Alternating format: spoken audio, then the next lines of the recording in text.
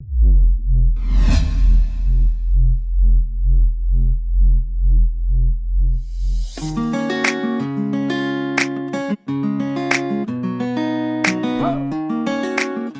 wine, as you all know, is a very talked about subject and concept today that doesn't have any legal definition anywhere in the world, on the opposite side of organic that has legal definition. Biodynamic doesn't have legal definition, but has associations that put together some very strict rules about it.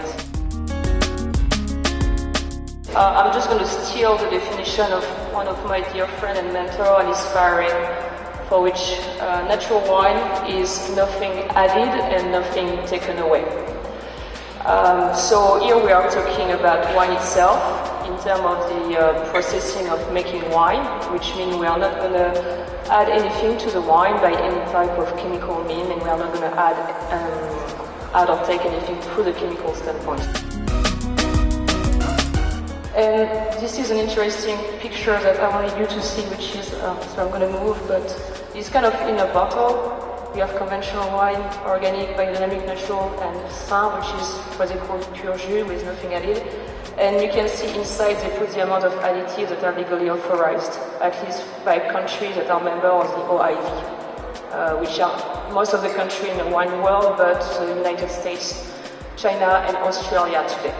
So the idea is to say natural wine is going to be the last one when you don't add anything, because you can make wine without adding any type of additives for stabilization, but a tiny bit of bisulfites. And I want to be very clear on the terminology of bisulfite, which is a real chemistry name of sulfur, because we are confusing a lot of things under the concept of sulfur. So the SO2, we will call it bisulfite. So that's natural wine.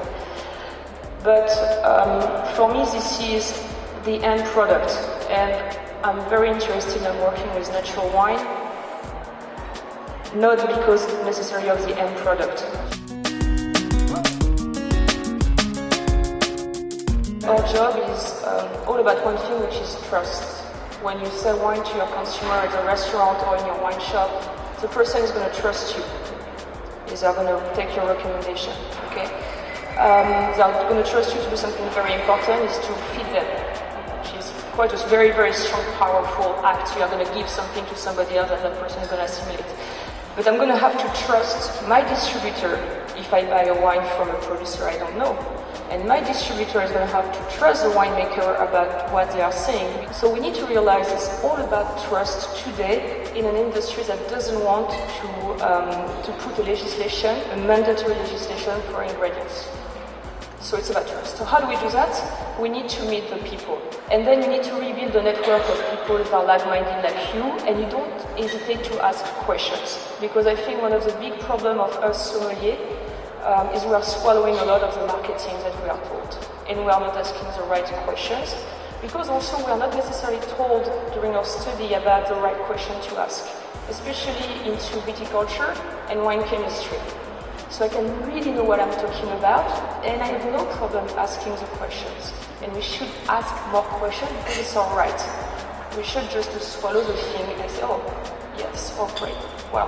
No, it is so important because at the end, your customer, your guest is trusting you.